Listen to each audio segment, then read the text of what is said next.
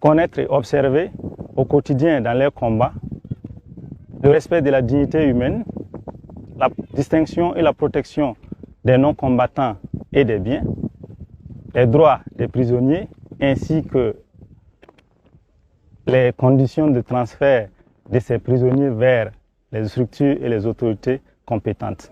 En temps de guerre, la brigade des volontaires pour la défense de la patrie s'entoure de tous les garde-fous avant de militariser les civils. Car l'enjeu est de taille. Il faut humaniser les théâtres d'opération, surtout dans cette guerre complexe. Pour cela, les droits humains sont obligatoires et occupent 50% des programmes de formation. Ça fait partie du programme. Même les différents partenaires qui nous ont approchés, qui même réfutaient ou qui refusaient les aides de VDP, on leur a dit non, ce n'est pas une machination d'une ethnie pour combattre une autre, ou même du pouvoir pour combattre une ethnie donnée. Non.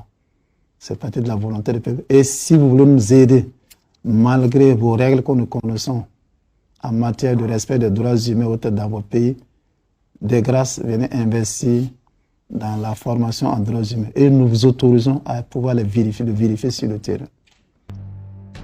Depuis le 27 novembre 2022, 3 vagues de 5000 VDP chacune sont passées ici à tour de rôle. Mais l'engouement populaire demeure très fort. Des volontaires se proposent malgré l'effectif atteint. L'armée rouvre les portes du centre. On parle de vague 3+1, puis 3+2, la promotion actuelle de 3000 VDP. C'est possible pour quelqu'un de vouloir aller à la vengeance. Parce que j'étais là, nous étions là avec nos parents, on est venu déguerpir. Dès que j'ai un moyen, je vais me faire justice moi-même. C'est d'ailleurs dans ce cadre-là qu'on a surtout insisté pour vraiment tuer en eux-mêmes cet esprit de vengeance pour aller vraiment à une défense commune. Pour la formation, tous les supports sont mis à contribution, car les niveaux d'assimilation des VDP sont disparates. Des conférences, des sketchs et des leçons annexées à tous les ateliers de formation militaire. Il faut varier au maximum pour que chacun trouve son compte. Pour le volet droits humains, la brigade des volontaires pour la défense de la patrie s'attache des services des structures avisées. La Direction générale des droits humains, les institutions internationales comme le Bureau pays du Haut Commissariat des Nations Unies aux droits humains. Beaucoup d'acteurs interviennent sur le terrain pour imposer le respect des règles de la guerre. Dans le contexte de la lutte contre le terrorisme, quand vous prenez par exemple la torture, les disparitions forcées, les arrestations et les détentions illégales et arbitraires, ce sont des droits qui peuvent en fait être exposés dans le contexte de la lutte contre le terrorisme et ça se comprend aisément. Donc nous échangeons en fait avec les formateurs là, sur en fait les modalités de protection des populations contre les violations en fait qui peuvent être portées à ces droits-là. Nous avons à ce jour pu organiser 4 formations des formateurs et avec un total de 123 formateurs qui ont été formés sur les droits de l'homme et le droit international humanitaire et également élaborer un manuel de formation des VDP sur les droits de l'homme et le droit international humanitaire. Et il faut dire que l'objectif de notre appui dans cette stratégie, c'est de faire en sorte que l'encadrement des VDP soit renforcé afin de minimiser les risques de violation des droits de l'homme au Burkina Faso et dans le cadre de la lutte contre le terrorisme. Nous sommes en collaboration avec d'autres agences des Nations Unies telles que l'UNICEF, le HCR et le FUNUAP qui également contribuent à la réalisation de cette stratégie. Nous avons pu quand même nous rendre sur les lieux de formation à Koudougou, à Kaya, à Bobo-Dioulasso et à Manga pour l'instant.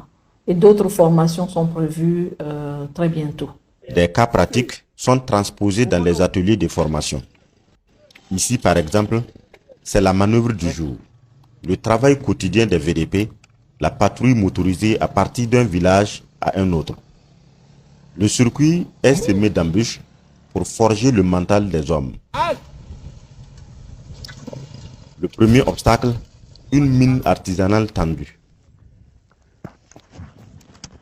Repliez-vous, mine confirmée. Mine confirmée.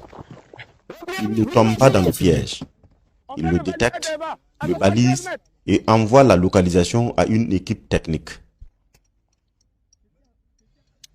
Il progresse à nouveau et tombe dans une embuscade.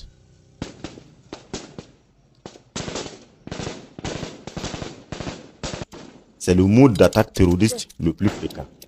L'exercice se fait avec des munitions à blanc, mais en situation réelle. D'un côté, les terroristes et de l'autre, les volontaires pour la défense de la patrie déterminés à l'emporter. Le combat dure quelques minutes et tourne à l'avantage des VDP. Sur le carreau, des terroristes tués, des blessés et des otages utilisés très souvent comme boucliers humains. L'idée ici, c'est pour amener les combattants à faire la différence entre l'ennemi engagé, le blessé de guerre, celui qui se rend et l'otage aux mains nues. Au cours du ratissage, vous avez trouvé 3 femmes là-bas. Les 3 femmes, ils étaient venus pour chercher du bois et les terroristes les ont capturées. Ce sont des non-combattants, des innocentes, donc vous ne devez pas les tuer. Vous devez les protéger, s'occuper d'eux. Maintenant, les 2, ce sont des terroristes qui se sont rendus. C'est des combattants qui se sont rendus, donc vous ne devez plus les tuer. Vous devez les remettre aux autorités compétentes. Ça peut aller? Ok, maintenant, les blessés. Vous avez trouvé quelqu'un qui est blessé? C'est un blessé. Prendre soin du blessé et le conduire à l'autorité compétente, à la gendarmerie ou à la police. C'est pas parce qu'il est blessé qu'on va dire qu'on va l'achever. Non, ça ne marche pas. Il est blessé, vous prenez soin de lui et vous le conduisez devant l'autorité compétente. C'est bon? Moral! Repos! Repos! C'est la routine ici. Faire comprendre aux futurs supplétifs des forces de défense et de sécurité que les théâtres des opérations ont leurs règles, souvent difficiles mais nécessaires à la reconquête de la paix. Utiliser les mêmes moyens que l'ennemi est enseigné, mais pas les mêmes méthodes. C'est la mission du centre de formation, cheviller ces principes au corps des volontaires pour la défense de la patrie. Quand nous sommes au cours de la progression, lorsqu'un combattant se rend, il dépose son arme en ce moment et il faut pas le tuer, il ne faut pas tirer sur lui, il faut aller le prendre et appliquer le DH, le droit humanitaire. On ne doit pas le tuer, ce n'est pas tout le monde qu'on doit tuer. Il y a quelqu'un, une innocent qu'on a attrapé, il n'est pas armé, on ne doit pas le tuer. On est censé de protéger les innocents, de protéger les innocents, c'est-à-dire les femmes, la population en général. Chercher à protéger son potentiel criminel, au-delà d'être un principe des droits humains, est une stratégie de lutte. La quête de l'installation de confiance et la collaboration populaire. La mission du VDP, c'est de contribuer aux besoins par la force des armes, à la défense et à la protection des personnes et des biens. Et il est souhaitable que ces populations puissent être fières de ces VDP qui contribuent à leur sécurité. Sa mission, c'est une mission de protection des droits humains. Il faut que d'abord il arrive à intérioriser cela. Et pour que cette mission-là puisse réussir, il a besoin en fait de la collaboration de l'ensemble de la population. Et pour que cette population-là collabore, il faut que cette population-là se sente protégée, se sente comprise en fait par le VDP dans le cadre de sa mission. Donc, il n'y a que par le respect en fait des standards des droits humains que en fait on peut susciter en fait cette collaboration-là nécessaire à la réussite de la mission qui est confiée au VDP sur le terrain. Sur le terrain, le respect des droits humains est un impératif.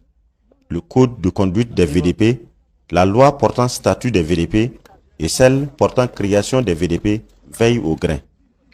Des garde-fous dressés pour imposer l'humanisation de la guerre. La justice militaire et le droit commun sont aux trousses de ceux qui foulent aux pieds les standards des droits humains. Et toute violation des termes de ces textes juridiques entraîne automatiquement des sanctions, non seulement disciplinaires, mais aussi statutaires, sans préjudice des sanctions pénales.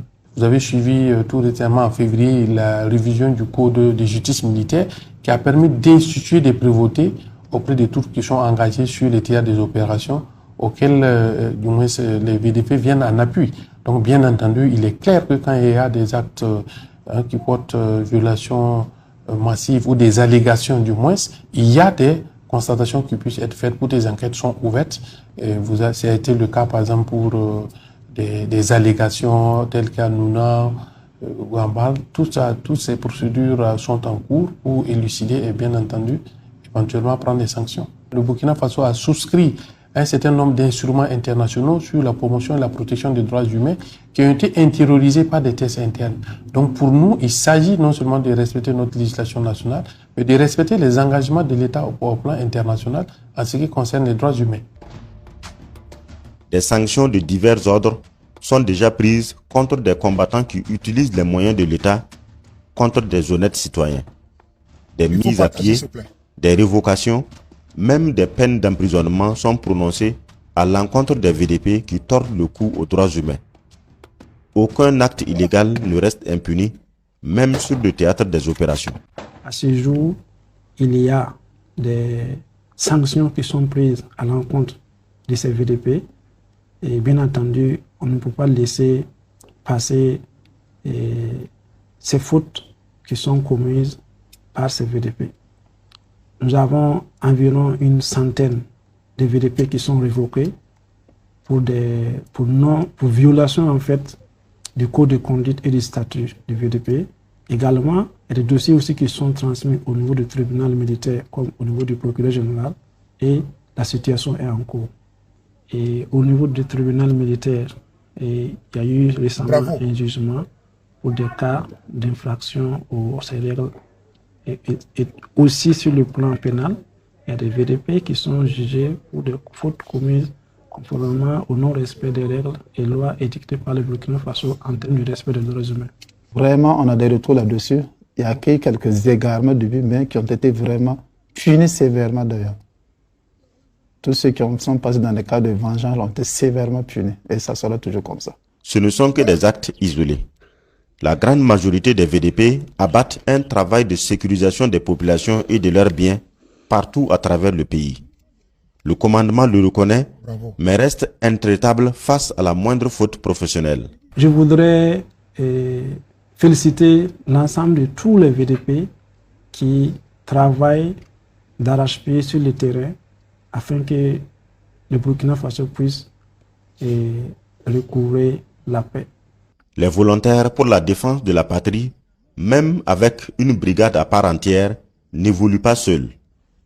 Les nationaux sont incorporés dans les bataillons de marche et les communaux sous la coupe des forces de sécurité intérieure.